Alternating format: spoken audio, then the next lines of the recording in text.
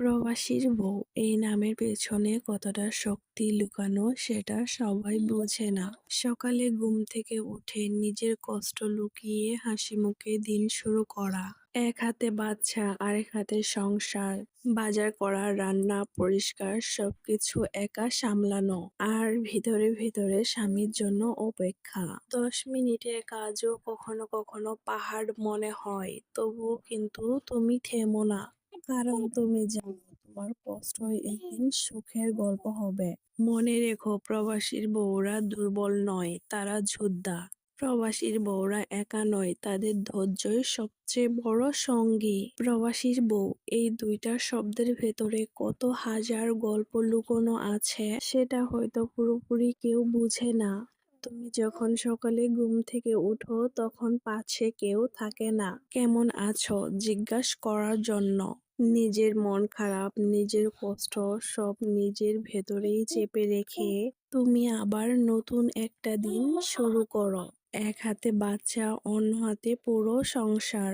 বাচ্চার কান্না, তার খাবার, তার অসুখ বিসুখ, তারপর রান্নাঘরে ঢুকে নিজের ক্লান্ত শরীর নিয়ে রান্না করা, সংসার গোছানো, পরিষ্কার করা, কাপড় ধোয়া, তারপর আবার বাজার করা। বাইরে বের হলে সবাই ভাবে এ তো স্বাভাবিক জীবন, কিন্তু তারা কি জানে এই 10 মিনিটের বাজার করাটাও তোমার জন্য কতটা যুদ্ধ। কারণ তুমি একা, তোমার পাশে সেই মানুষটা নেই যার সাথে তুমি এই কষ্ট ভাগ করে নিতে পারতে। রাতে যখন সব কাজ শেষ হয়, বাচ্চা ঘুমিয়ে পড়ে, তখন তুমি একটু চুপ করে বসো, আর তখনই সব কষ্ট একসাথে এসে তোমাকে ঘিরে ধরে। মনে হয় কেন এত কষ্ট করছি, আর কতদিন এভাবে চলবে। কিন্তু ঠিক তখনই তোমার ভেতর থেকে একটা শক্তি বলে, না, থামা যাবে না। কারণ তুমি শুধু নিজের জন্য লড়ছো না, তুমি তোমার সন্তানের ভবিষ্যতের জন্য লড়ছো। তুমি তোমার পরিবারের স্বপ্নের জন্য লড়ছো। শোনো, তুমি যেটা করছো সেটা সহজ কিছু না। এটা একটা যুদ্ধ। আর তুমি সেই যোদ্ধা, যে প্রতিদিন জিতে যাচ্ছে, যদিও কেউ তোমাকে সেই বিজয়ের স্বীকৃতি দেয় না। মনে রেখো, আজকে তুমি যে কষ্টটা সহ্য করছো, একদিন সেটাই তোমার সবচেয়ে বড় গর্ব হবে। তোমার সন্তান একদিন বড় হয়ে বলবে, আমার মা অনেক কষ্ট করে আমাকে বড় করেছে। আর সেই দিন তোমার সব কষ্ট সার্থক মনে হবে। তুমি হয়তো মাঝে মাঝে ভেঙে পড়ো, কান্না করো, নিজেকে একা মনে হয়, কিন্তু এটা দুর্বলতা না। কারণ তুমি জানো তুমি যতটা শক্তিশালী, ততটা শক্তিশালী অনেকেই না। নিজেকে কখনো ছোট ভেবো না, নিজেকে কখনো একা ভেবো না। আল্লাহ সব দেখেন, তোমার প্রতিটা কষ্ট, প্রতিটা ত্যাগ, সবকিছুর হিসাব আছে। একদিন তোমার জীবনে এমন সময় আসবে যখন তুমি ফিরে তাকিয়ে বলবে, হ্যাঁ, আমি পেরেছি। তাই আজকে নিজেকে একটা কথা বলো, আমি হার মানবো না, আমি থামবো না, আমি লড়াই করেই যাব।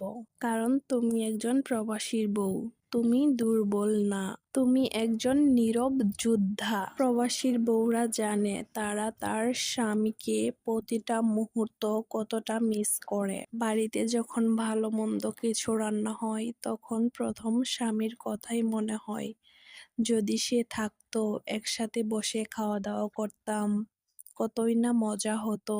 কোনো অনুষ্ঠান হলে, কোনো আত্মীয় বাড়ি দাওয়াত পড়লে সর্বপ্রথম তার স্বামীর কথাই মনে হয়।